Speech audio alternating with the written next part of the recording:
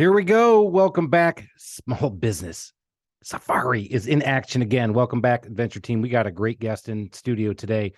He flew in all the way from Dallas just to do this in person with us.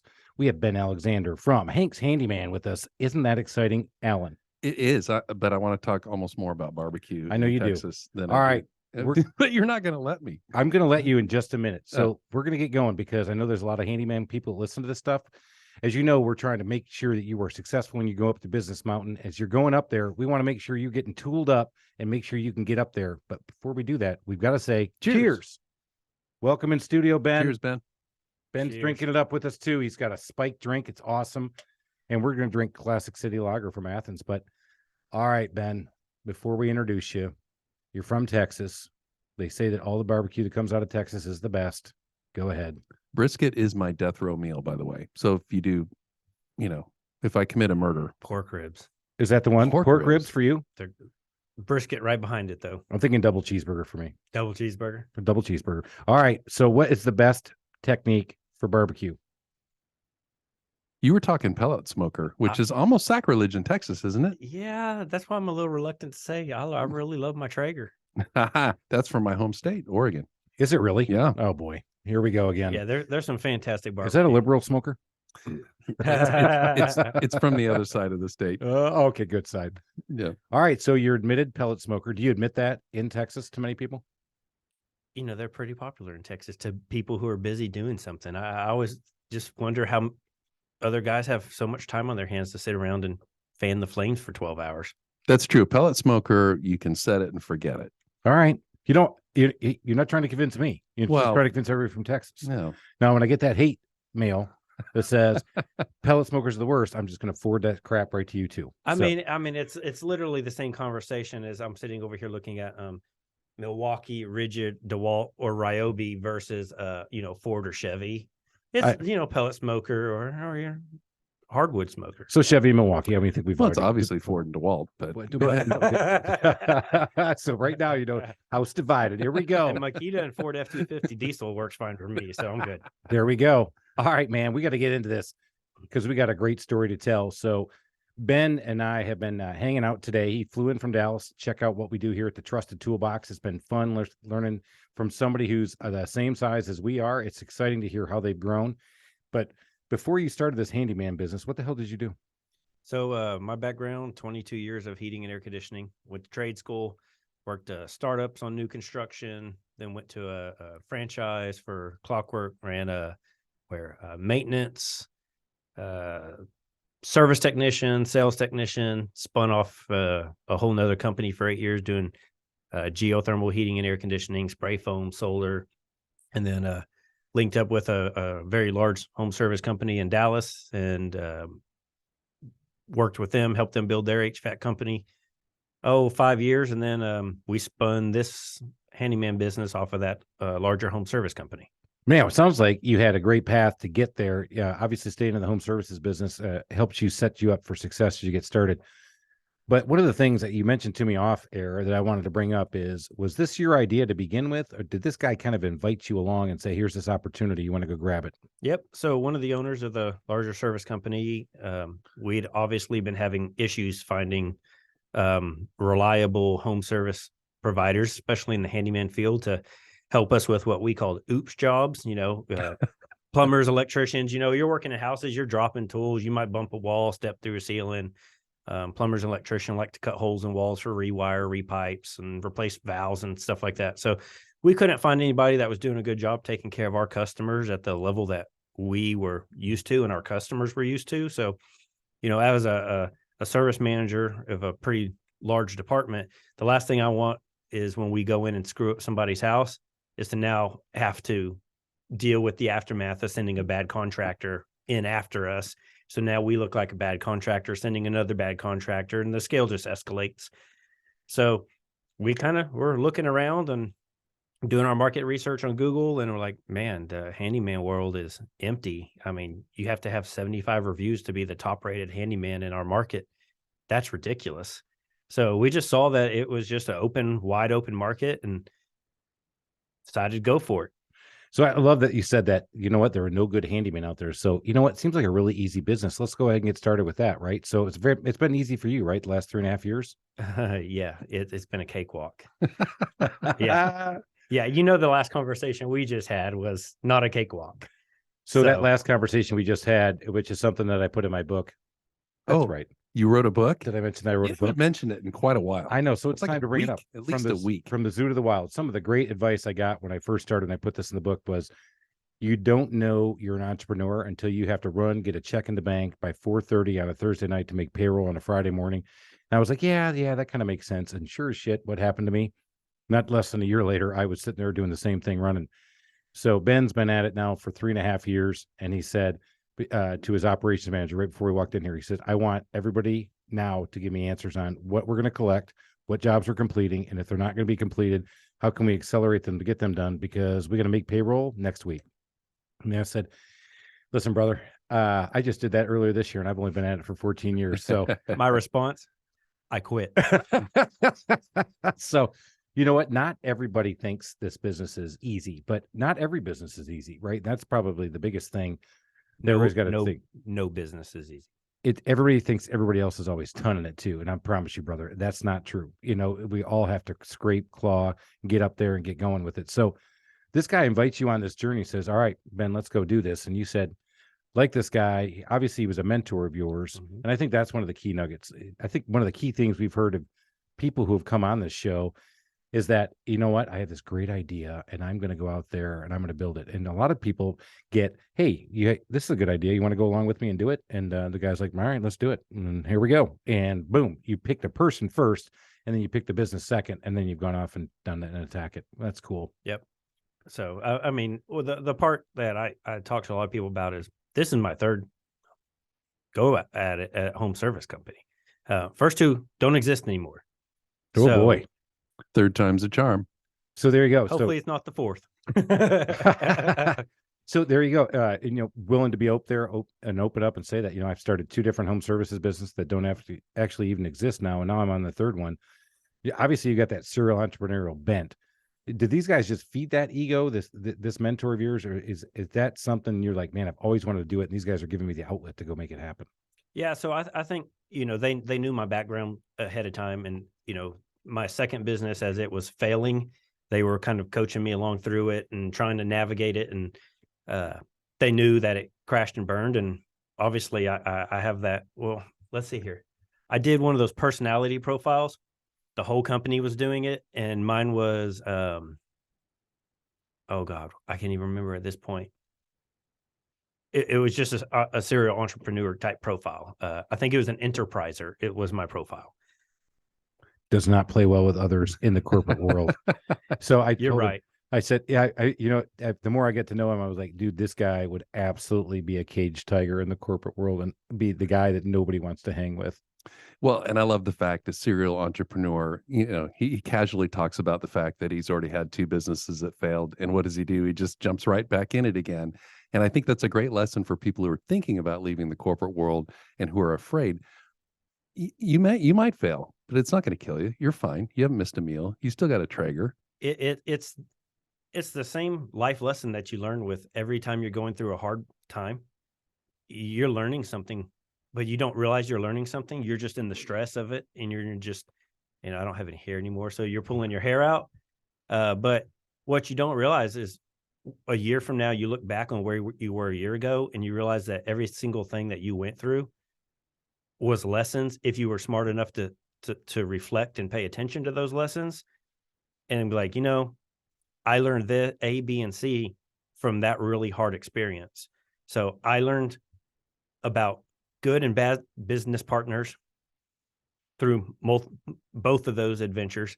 I learned about a lot. I learned about failure. I learned about, Well, and I'd love to hear more about what you did. Okay, I'm starting my third business. I'm going to make sure I do this time, or I'm not going to do that this time. Don't do business with family. All right, number one, don't do business with family. We've talked about that before. Man, sometimes you think you're being a good partner, especially with a buddy or a family member, and that is just a recipe If for you success. want to continue, if you value a relationship with that person, don't do business with them. I like it. Gold nugget. Number one, gold nugget right there. So what else did you learn going into that third one? Uh, I mean, like from a process standpoint, or no, have a plan. Know what you're going into business for. Okay, so are you going into business, especially in the handyman? We're in several networking groups online where you have two different business plans. You have the guys who are leaving corporate world. They just want to be able to, replace their income, control their schedule, and they're not really trying to build a business. I know everybody's going to hate me for not saying that because, I have a company, I have a business. Well, if you're sick for 2 months, do you still have an income? If your answer is no, you don't have an asset that you can sell down the road. And that's a whole nother conversation. I could leave my company for a month and very rarely check in on it. And unless they run out of money or turn marketing off, they'll be fine. Yeah, definitely building a business. That's definitely a different mentality. And Ben's talking about a group we're part of with a bunch of other handymen across pretty much the U.S. And there's a lot of 1 and 2 person shops. And I just saw a guy post in there that he says, I'm taking the rest of the year off with my family and I'll be back at it next year. And at first I went, man, I am so jealous. That's right. And then I sat there and went, well, wait a minute. Are they pulling in money? Because I like to take vacations too, as we brought up quite a bit. And I want to make sure that I'm leaving that alone. I know you did. Yeah. So that was good. Although I actually am working on, now I have not just 1, but 2 trips to Vegas next year. Oh. Yeah. In the first quarter. Well, my team, they have learned that if I don't go somewhere 1 week a quarter, they don't want to work with me. Yeah. You get a little bitchy. Yeah. So my first name's Michael. So they say I come to work as Michael instead of Ben. Oh, nice. So Michael's showing himself. Yeah, I've learned to go put myself in my office. I'm gonna shut my door for a while and ground myself so I don't say anything that I'm gonna regret later. There's a good lesson. That is a great lesson right there. I've said that too. Less Chris is probably a lot more in my company. And Deborah just mentioned that again today. That's the second time I've heard you say that today. Yeah, actually.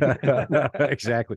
It's true. You got to know that about yourself, Yep. know how to do it. But the difference between that being a solo entrepreneur who can't keep money coming in, whether you're a handyman or just even a solo entrepreneur, versus building a thriving, growing business that may be an asset that's saleable, that can provide even when you're not there.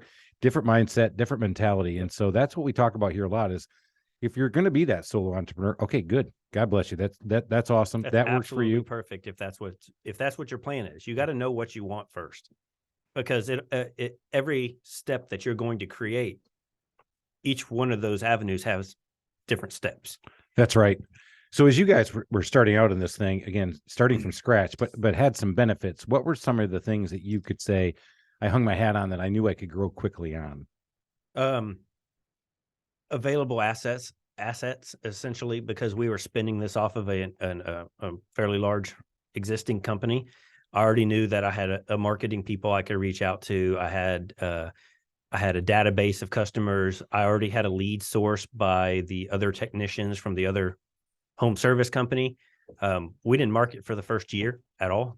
A year and a half, didn't spend $1. Primarily because we got in front of other home service company technicians who are actively in people's houses all day long, tearing crap up that we can fix. So we incentivize them to send us work. So first of all, you can't see on the podcast is that you got 2 eye rolls from me and Alan. Yeah, and they looked at each other. And we did and went, oh my God, here we go. Didn't spend any money on marketing, but I had to start from scratch with nothing. But if you listen to this, listen again, because there is a way you can still do that.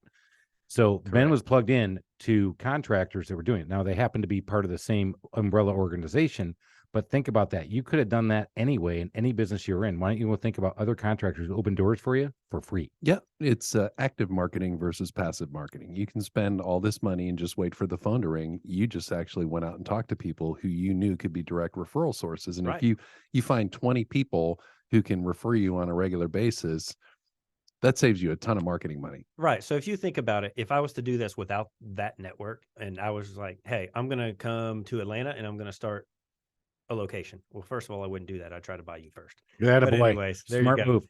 But if I was going to go to, I was going to start the more trusted toolbox, and then Chris slashed my tires. I did. Yeah. We had a digital marketing lady on, and he goes, well, what if I want to start the more trusted toolbox? I'm like, oh my God, you're trying to take me out already. Yep. And she starts jumping in, helping him. I'm like, and you're helping him. I brought you to the table. But back to that, if you were to start brand new, yeah, I would go to the largest HVAC, plumbing, electrical company in my area. And I would try to talk to the owner, because every single home service company needs a handyman, right? If they at least, if not anything, they're paying somebody to fix their oops jobs, let alone. But the biggest asset I'm about, I'll give them their oops jobs. And this is the deal I would make to the owner. Hey, let me talk to your team. Let me do some kind of referral program with your technicians. Say you got 40 technicians in your company. I want those 40 technicians to send me 4 or 5 jobs a day. And if you do that, whatever oops jobs you guys step through ceilings, whatever like that, I'll charge you at cost, right? Because I don't want the oops jobs from the company. I want access to their technicians. I want the referrals. And not only do I want the referrals, so if you got one technician, he's running 2 calls a day, 20 days a month, that's 40 homes he's in. So if he gives me 4 calls a month, 6, 7 calls a month, repeat business over and over and over and over. So it's not like I have one customer who's going to send me 1 referral every other month. I now have 40 technicians who are in 80 homes a month sending me referrals. And so I think that part's the gold, and that's what he hit on, is that if you're, regardless of your market, of course, I know the home services market, but regardless of the business you're in, find the people that can refer back to you, and go find the biggest one and go in there and say, look, I'll do this at cost. You just let me come in and talk to you guys on your sales meetings or in your technician meetings or whatever meetings you have. Let me give you my cards. Let me tell you guys how they can benefit. Let me show you what a referral program looks like. That's genius marketing that you didn't have to spend $1 on. Yep. Now, the conversation we had right before we got on this little podcast here is that big 6-continent podcast. Big 6-continent podcast, not little. We never even discussed how many people we're talking to. You're talking worldwide, baby. Don't tell me. All right. It's just the 3 of us. All right. I'm sorry. All right. This little podcast. All right. It's still a little podcast. All right. Go ahead. So the thing you have to relay is you have to make these owners and managers' jobs easier, right? So you can't be the handyman guy that goes in, and this is the whole reason why we started this business, is because we couldn't find anybody reliable who would take care of our customers and make our job easier. So as a manager in the HVAC company, if I sent a job over to ABC Handyman and he was late, or he didn't call the customer, or he didn't show up, or he did a bad job, or right, he wasn't taking care of my customer to the level that my customers used to, then it reflected poorly on me as the manager and as the business, and I wouldn't use that handyman again. So, you need to make, if you go in and you try to sell your services to this larger company, you need to make sure you're making good on what you do. You need to take care of their customers like it's their customers, not necessarily yours. Well, and it's such a powerful why. When you go in and talk to the owner of the HVAC company or wherever you're going, you're like, the reason why I started this business is because of this reason. This didn't exist, and it drove us crazy. That's so powerful. Yeah. You've hit on that. I think that's a great one too, because if you're going to make my life easier, then I'm all ears. And then the other thing is proving it, because one of the things Ben found out when he showed up here today on December 7th is that about a month and a half ago, he said, hey, I'd like to come visit your place. I'm like, sure. All right, here's my 2 dates. He goes, all right. I said, December 7th works for me. He goes, okay.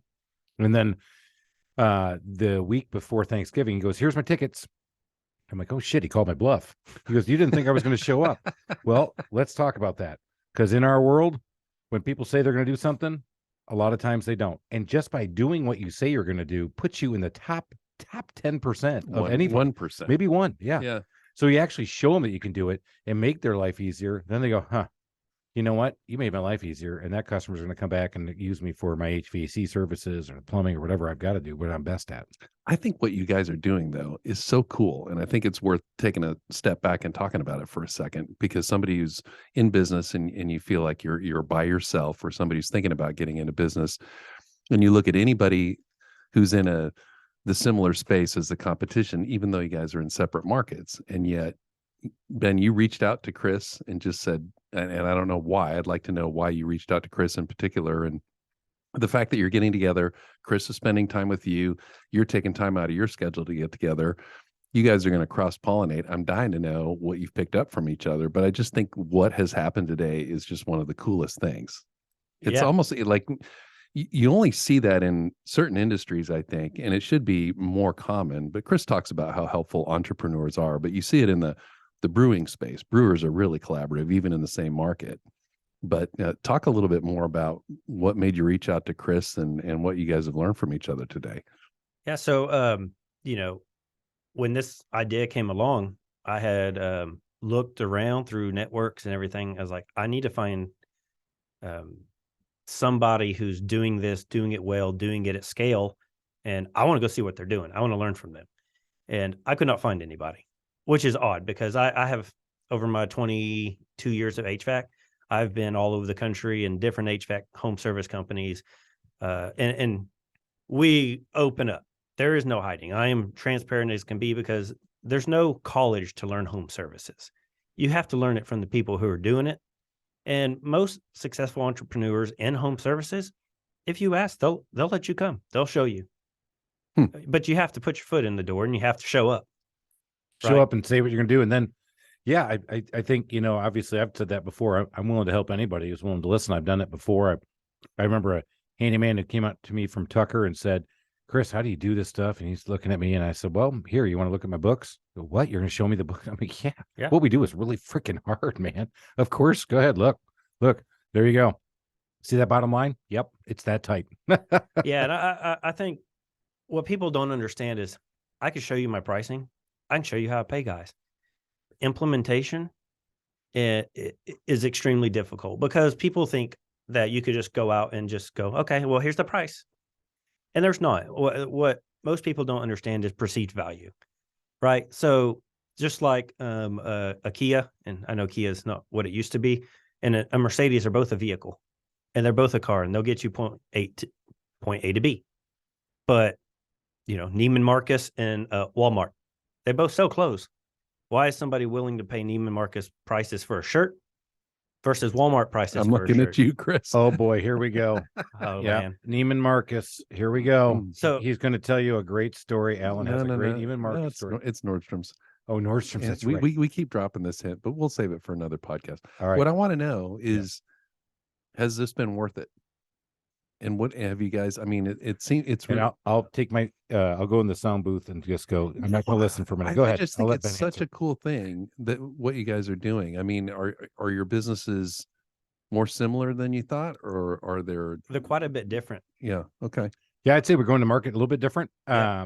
Definitely the operational piece is different. I think for me, it was worth it to listen how an HVAC plumbing electrical company, that's the big group that they came out of, how they look at Handyman.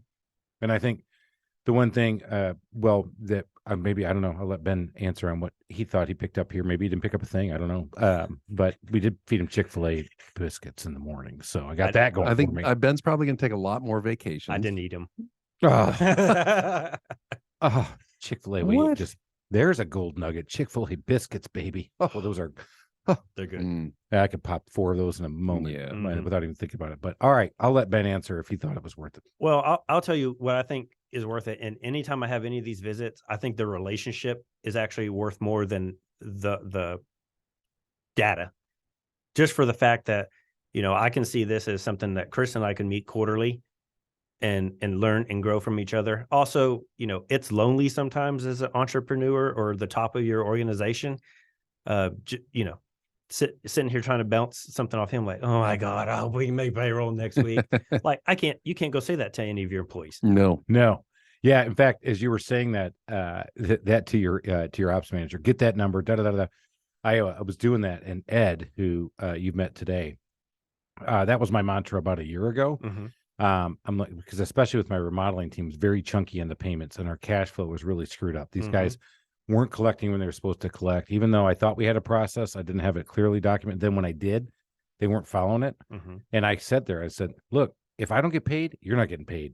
And Ed pulled me aside and said, "You got to quit saying that, because you think they're hearing you and they're not hearing one word, because they're like, but I always get paid because you've never missed payroll in 14 years. I'm like, well, I got to do something. And I'm sick of being the one who's the only guy. In fact, Ben said the exact line. Amen. I'm sick of being the only guy who's worried about cash flow. And he said, well, you got to find another way to say it to them. And so that's what we had to work on. And that's what we've done, is that this is the non-negotiable. It is this amount when we start, is this amount a significant completion of phase 1, this amount of significant completion of phase 3. And there's the punch list you can leave at the end. And if you don't hold it, then you are not going to be here anymore. And then you will be without a paycheck. And so then it stopped. Scorched earth. I think my other nugget that I picked up, because, like I told Chris when I got here, I always try to find a nugget. So we do payments on the remodel side, a third on halfway and remaining on completion, which leaves a third of my money just floating out there. You guys have maybe 5 to 10% left right before you're done. I was Right. like, man, I need to redo my terms. Yep. Because That's a big one, because that's where I thought I had the process. I thought I laid it out. I went 30 up front, and today we're at 40 up front when we start. We're at 30 at significant completion of milestone 1. That's at 70% of pay.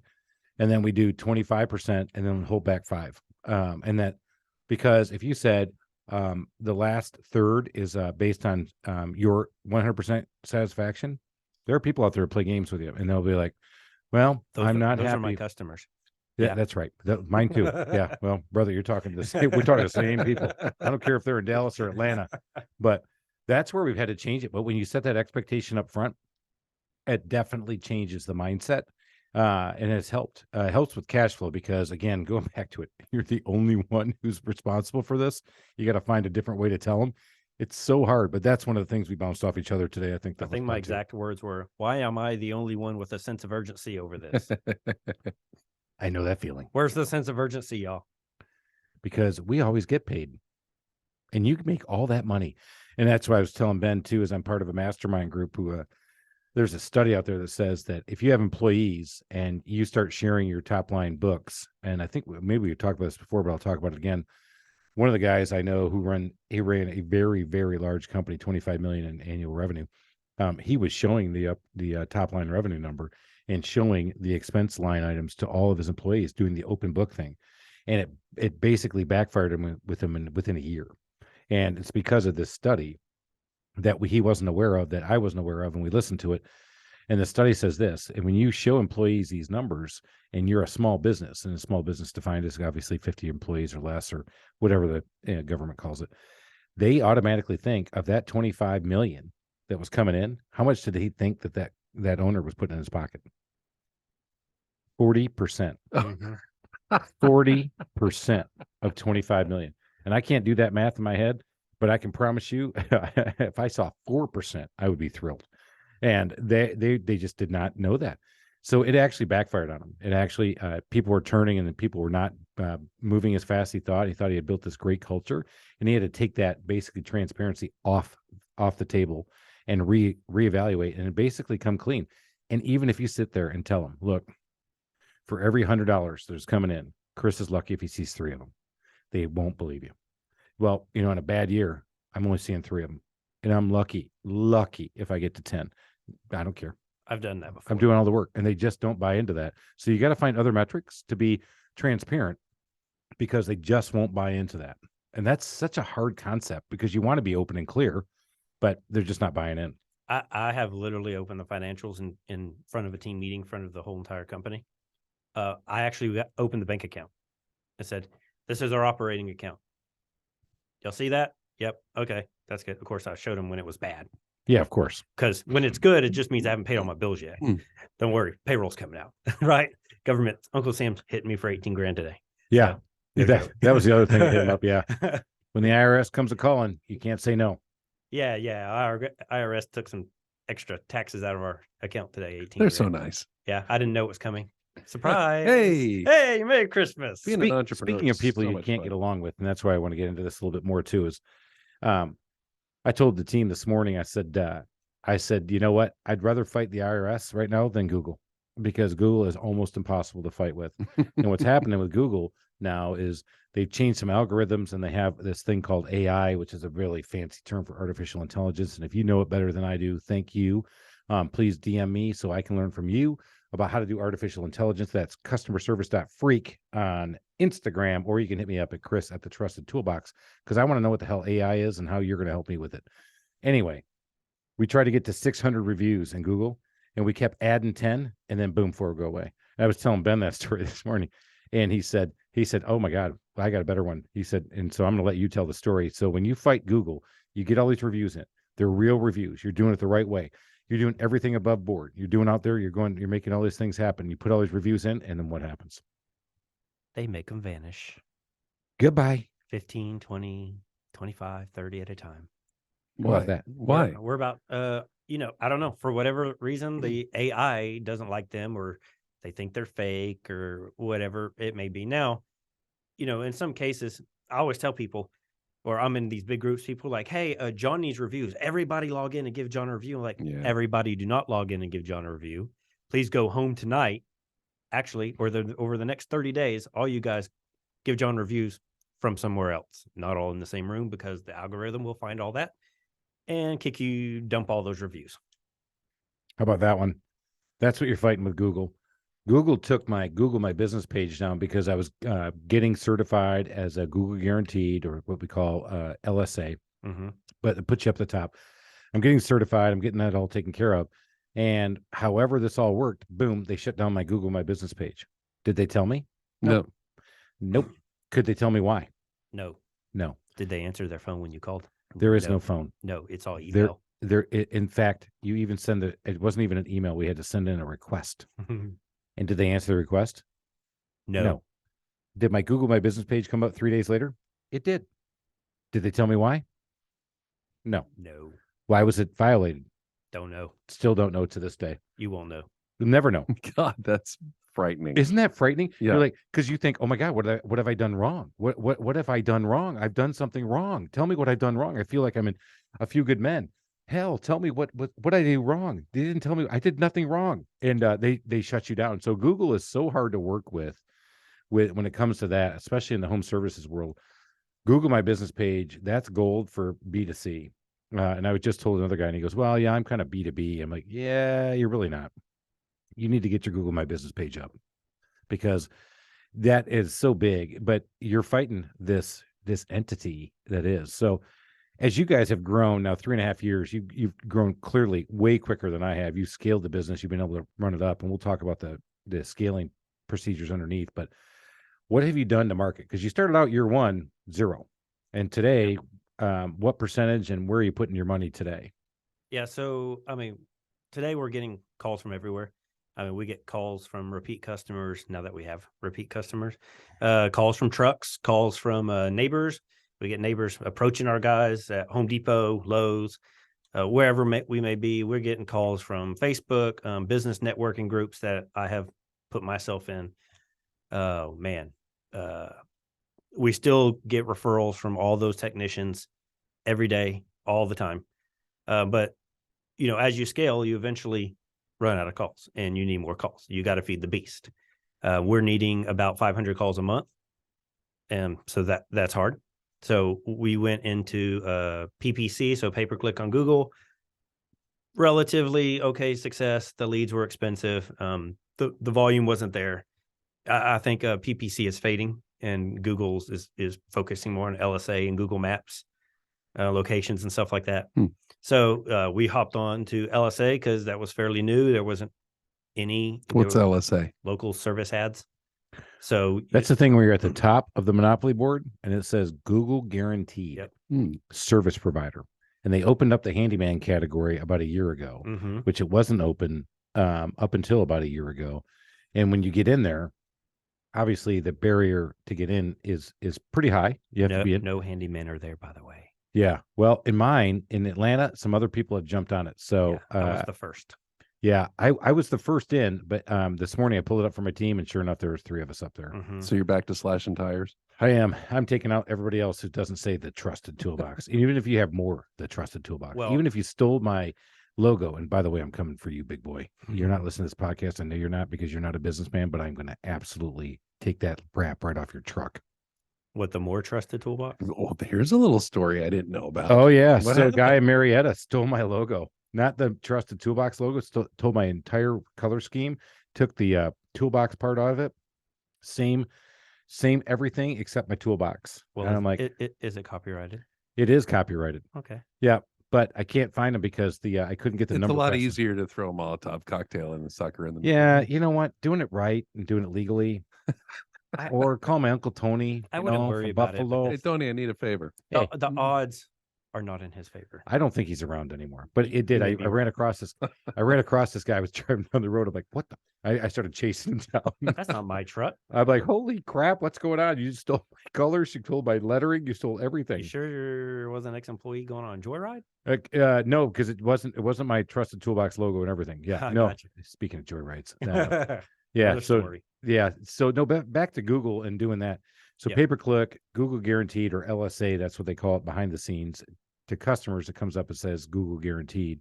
Those have been good for you. That's helped you drive the numbers, get the numbers up. Yeah. So I will tell you, before you start doing any of that, the first question you should ask yourself: who is the highest rated, most reviewed handyman on Google in my service area? You should know that. You should know that. To me, it's Mr. Handyman of Dallas. And Not anymore. It's not. No, when I started, I knew what his number was. I knew what my number was. My goal was in 60 days to smoke him off the map. Whatever it cost me, whatever I got to do to get my team, contest, whatever, to get the reviews. Yep. And that's where I learned that. I was so frustrated. I beat him, and then Google took some of my reviews, and then I was like, "What?" And I know they were on to what I was doing because he had a certain number over like so many years, and then all of a sudden we were gaining on them, and they started like getting a lot more reviews. And then once I smoked them, their reviews started slowing back down. I was like, "Yeah, you ain't catching me." There you go. Yep. It's again, algorithms, Yep. AI, all that stuff. You have to own digital. You need to be the highest rated, most reviewed handyman on Google, whatever it takes. Get the reviews. Ask for the reviews. If you're not, then LSA is not going to send you the traffic you need. That's a gold nugget. If you're in the home services industry, if you're in a local service serving customers, if you're not the highest rated, go figure out how to do that. If you're B2B, I get it. Okay. Probably Google reviews, not as important. And definitely the Google My Business page, not as important. But that's a gold nugget to go out there. If you're not doing market research at least once a year, and if not quarterly, going out there to see who's up against you and see how you rank against them. But if you're getting in the market, reviews and read them, read the bad reviews. I actually read the bad reviews before I read the good reviews. I love reading. Do you the respond to owners' them replies. regularly? We respond to them every single day. Okay. I have somebody who's in charge of that, and they respond every day. Respond to every review, good, bad, ugly. So I'm still not willing to relinquish that one. I still do them. So because I want to see them. Because I take great pride in when they're great, but also I want to see if there's any bad ones. I still read them. Knock on wood. I still go in and review them, and I'll say some things, and I'll do it myself because not a guilty pleasure, but it's finally a time where you get to sit there and go, you know what, your team did well. And I love those reviews. We actually, Ben and I talked about this. I love it when the review doesn't say anything about me. It says everything about my team, from the time they called in to the time my estimator went out to the time Deborah scheduled them to the time my technician showed up. This was a professional organization, which is all the stuff we preach in our company. And I love it. Yes, me too. Yeah. I read every single one of them, but I don't. The problem is those you bleed all night long if you get a bad one. All night long, I am up and I'm just sitting there. I'm plotting. I'm trying to figure out who they are, and I'm trying to figure out if I can go burn their house down legally, and I'm trying to figure out if I can slash their tires legally, of course. No, but you're right. You stew on it. You're like, man, what went wrong? So if I earned it, if we earned it, we earned it. So. Well, that's a much more mature response than mine. It is. No, but seriously, Younger, smarter, more mature. the ones that really annoy me are the ones that said we were too expensive and they didn't do any work. That's like literally going to the steakhouse, going, "Well, you guys are overcharging for steak. It was good, but that's just ridiculous." I hate those reviews. It's like, you didn't even use us. Just because you couldn't afford us doesn't mean that we're not a good company. Well, those keep me up at night and right. make me mad. So one that makes me mad but doesn't keep me up at night is I literally have one that Google will not remove. It says the fish was bad and the vegetables were spoiled. You I don't even do that. Should have used fresh fish, Chris. I should have. Yeah. But you're right. The one I couldn't stand is they didn't respond to my request. I finally had to call them, and then they told me they did not work in my service area. They need to work in my service area. 1 star. I'm like, so I researched it all. She called at 8:00 at night, 8:30 at night. We don't have overnight answering service because I found that didn't work very well, because a call that goes answered poorly is way worse than a call that goes unanswered. So she left voicemails. We went to call her back. She didn't pick up. We finally got her at 10:00, and because she called back in, and we said, "I'm sorry, we don't service your area." That was it. Mhm. And so that's 1 star, Mhm. even though we called her back. So Ben, what do you do for your after hours calls? Answering service. You do. Yep, they answer at Hank's Handyman Services. They take the message, email it to us. We call them back in the morning. So are they good? Yeah, they're pretty good. Yeah, I tried it, and it just went so bad that I was. Were you like, trying to get him to kind of walk through a bit of a sales process on the I phone? did. Yeah, I was trying to do the that sales would process. be devastating. Yeah, and it was. I think Devastating. if that was if we had to do that, I would just have an answering machine or. So we had the voicemail. So I just do that, and I I would- found that it's working pretty well. People have said, "Oh my God, I can't believe you're doing it." So I did the analysis this year earlier on, and I'm not willing to pay for the answering service right now because I don't see the benefit. I think a lot of people, and then Ben and I talked about this earlier, in the handyman business. I thought going into this thing that we would be overnight, nightly, and weekend work all the time, and I found that nobody wants you in your house then, and nobody wants you in an emergency service. And why would you call a handyman if your hot water heater blew up? Go ahead. Why would you call me? Number one, you think I'm cheaper. Hmm. Well, I'm not moving that fast. Call a plumber, baby. Those guys are the ones who are going to figure Right. everything out way better than I am. Yeah, I just figured after 22 years of being on call and having on call technicians, being an on call technician myself, and heating and air conditioning, I don't want it no more. Yeah, it's turned out that way. It's very 8 to 5. Well, we do 8:30 to 5, but we'll let people do let us in their house on Saturdays, but about half of our staff does it. And so Mhm. that's been a really wild thing for me to learn, because again, getting into it, I thought on call emergency stuff, and it didn't happen that way. For you to scale that fast, you have to find good people. I'm sure you guys talked about this quite a bit. It's a big part of Chris's book. Yeah, we haven't Really? really talked From the about Zoo this to the too Wild. much, actually. I think we vaguely talked about recruiting. Oh, well, let's chat.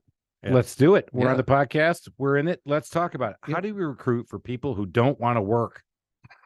Did I put that right? Pretty close. So this has been a very difficult learning curve for me.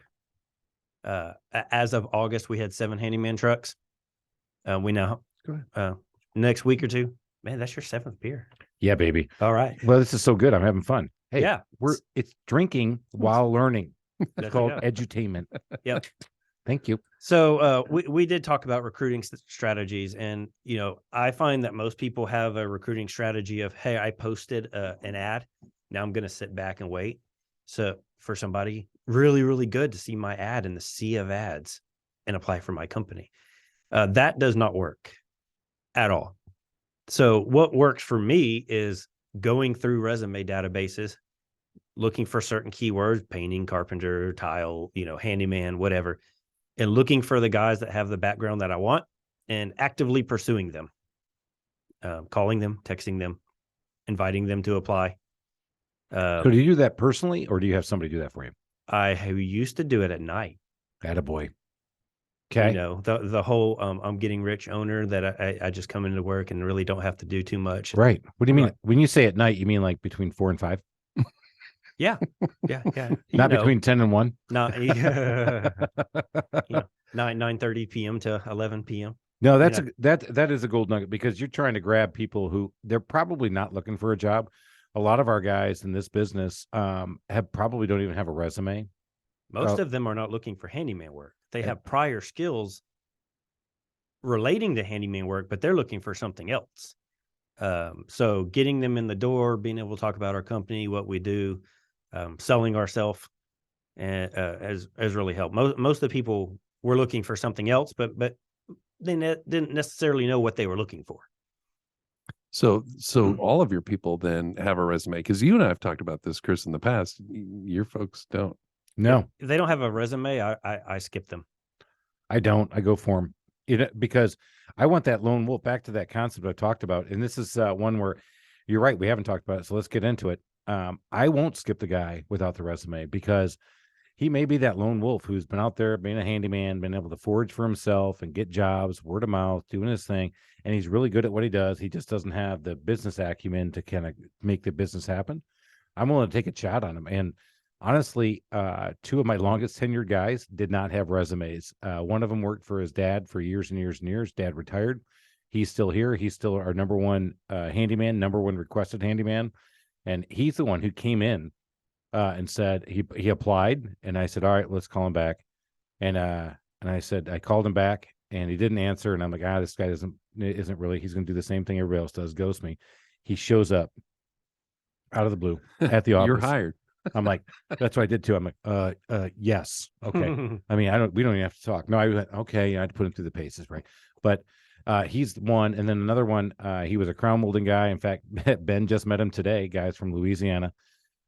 He worked for a company for a while back in the 90s and then went out on his own. And because he's such a great carpenter, he did good, but he just doesn't like doing the sales stuff. And he came in and there was this huge gap. He actually had his wife put together this resume. I'm like, it says you haven't worked for like 10 years.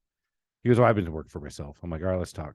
He goes, well, I don't know. I guess I'll do this till something else comes along 7 years later. So it works, but you got, that's a sixth sense thing that I can't explain. The resume thing, I like it, especially in today's world. But even with resumes, when you call them and then you set it up and they talk to you and obviously you're pretty authentic and you set up a time for them to come in and talk to you in person. What's the percentage of people who show? 30%. It's a good number. I was running at 0 for a while. And then because of the pandemic coming out of it, but yeah, I would say in the beginning, 3 out of every 10 that, I got to 4 or 5 out of 10. I was like, oh, that's a good week. That's a good week. Yep. And now the pandemic hit and these guys, I don't know what happened. These people, and I know they want to work. I just think the work came too easy and it was easy to fall out of bed and become a handyman. And I think what's happening now is things are tightening up, coming to the end of 22.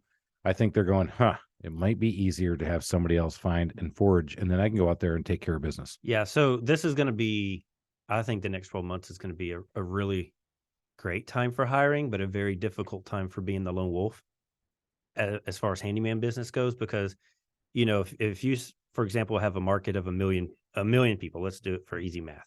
You got a market for 1 million people. Well, economy's booming, things are going great, everything else, right? So you got at any given time, you got 100,000 people needing something done at their house, right? Work for everybody, okay? But you reduce that by 50%, maybe you only have 50,000 or 5,000 people looking for work. If you're just working straight off referral and you haven't already tried to plan for, hey, what do I do if I need more jobs? Do I have an online presence? Can I turn things on and off to get new customers? So if you don't plan for that when you don't need it, and then you're trying to plan for it, you know as well as I do, it takes months to get the phones to start ringing on certain marketing exactly right revenues. Yep. So, the biggest thing is like companies like mine or yours that we can spend money on marketing. We have perceived value and stuff. If there's 5,000 people a month, for example, looking for a handyman, they're going to find me more than they find, the one guy in a truck.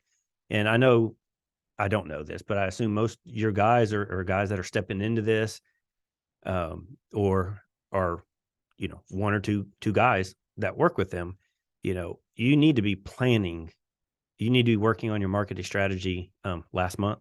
Well, 3 months ago. Exactly right. In fact, I'm sitting here in December as we start to slow down. We're busy running into the Christmas season, but the phones are starting to slow. In January and February for Dallas and Atlanta markets slow. So we know cyclicality in the business, and you know that.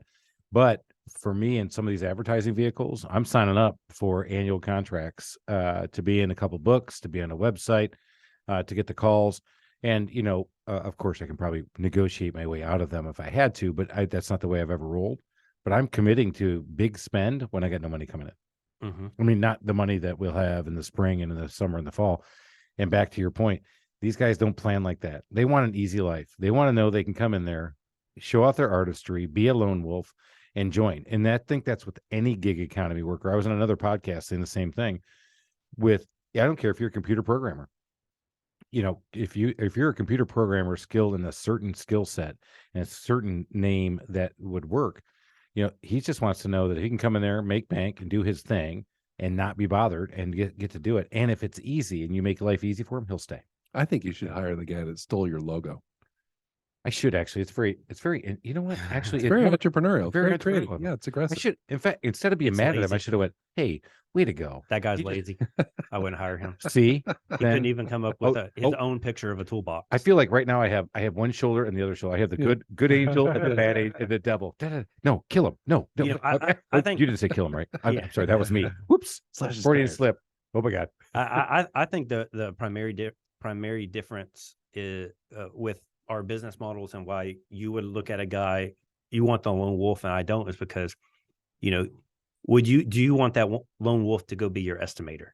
Yeah, no, I would not, No. because he would not want to do it. He doesn't know how to do it. Right. And- You're looking for your lone wolf as the guy who goes and does the work. Yeah. So, my business model, and this is what's so substantially different, is my handyman sell their work and do their work.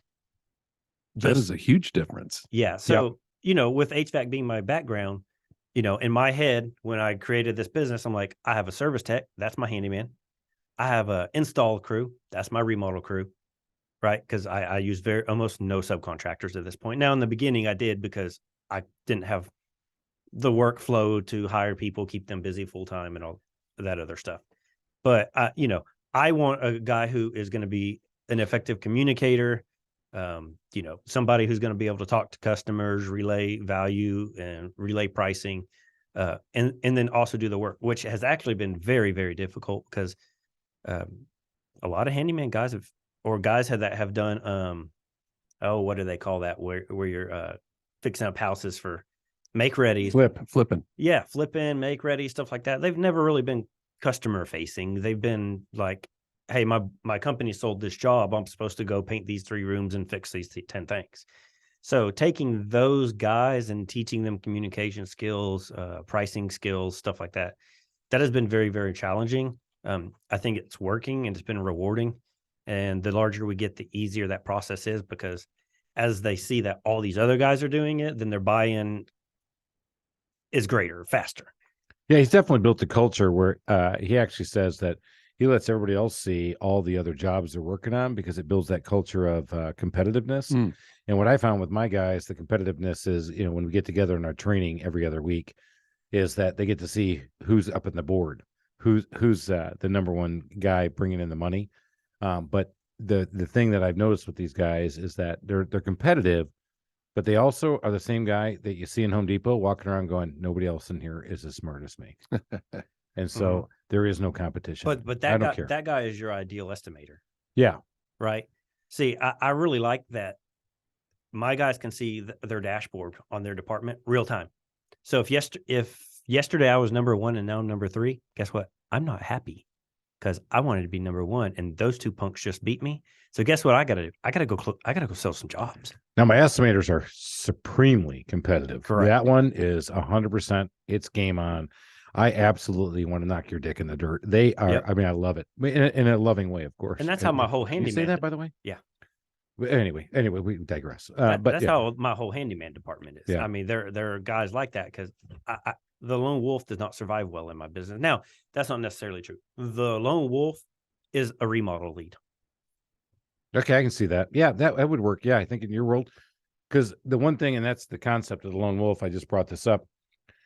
When you bring your lone wolves in, and you got to see our training this morning, one of the things I don't do is lord over them with process and make them do it my way. I keep choking them down, because I don't know if you know where dogs came from, but they came from wolves, and wolves became domesticated dogs, and domesticated dogs have everybody else solve their own problems for them. And I don't want to provide them with food, and I do not want to take them out to go to the bathroom, and I do not want to give them water. I want them to solve their own problems and bring it back to me. Mm-hmm. And so that's why the culture, and you can see Ben's built a culture in his business that's different than mine, but it's definitely complementary, and it's interesting to see it. So that's where we I think really had a chance to share today and figure out different things. And it's been mind expanding, and it goes back to the other thing. And I know I'm rambling, but this one's big. Today I learned something. I wrote down a ton of notes. I'm on page 2 already. Tomorrow morning, I'm going to wake up and go, okay, I now understand it, because the adult brain needs one sleep cycle to fully comprehend. And I think we're going to do that. And just like this podcast, you got a chance to listen, get educated, hopefully got entertained, and then you get to learn and then go to bed, but not while you're driving. If you're driving, don't do that now. Just do it later. But tomorrow morning, you're going to wake up and go, man, Ben was smart. And Alan's okay. Chris, he's a moron. But anyway, he's still here. All right. We're coming to the end of the podcast. And Ben, we can't let you get out of here without telling us. Tell us a little bit more about how people can get a hold of you. They're in the Dallas market. What do you want to know? What do you want people to know about you? If I can do it, you can do it. Let's go. All right. That's Hank's Handyman in the Dallas market. Call him. You got a reliable handyman. Now for the final 3 questions. You ready? I'm ready. Good. Let's do it. Uh-oh. What is the favorite feature of your home? Traeger. Swimming pool. Oh, he just came out of it. Traeger, and he went swimming pool. How about grilling in front of the swimming pool? While drinking vodka. Yes. Beautiful. That is the trifecta. Having a drink on the back porch, smoking some kind of meat, and hanging out by the pool all day. All right. So we already know your favorite meat was pork. Ribs. Pork ribs. All right. I actually don't like pork, but I do like smoked pork ribs. Which is weird. And what's your favorite vodka drink? Tito's. Of course, it's Tito's. He's from Texas. Man, I'm telling you what, It's really Tito's and ice drinks. Wow. Like the flavored water with Tito's. Yeah, that's it. Guilty. So I'm trying to drop some weight. I've been trying to do those as well. So I've been the How's that lemonade going? ones. Hey, I'm down 10. Yeah. All right. Just for the record, I went and went and got went to my physical, and so you guys can't see me on this, but this is good. She goes, hey, your A1C is a little high. I'm like, okay, if you don't know what A1C is, well, welcome to my old world. And I said, well, how has my A1C been in the past? And she says, well, we haven't started tracking it till 16 months ago because you're now in the obese category. She says it straight face. I went, and I looked at her, I went, and I jumped at her. I went, obese? She goes, yeah, if you lose 10 pounds, you'll be solidly overweight. I'm like, damn, lady, I'm 6'2", 230. I'm like, really? That's obese? Okay, I'm on. And so she's pissed me off. So yes, lemonade and iced vodka drinks now. And of course, 3 beers today. But okay, let's go back to So this. are you still obese?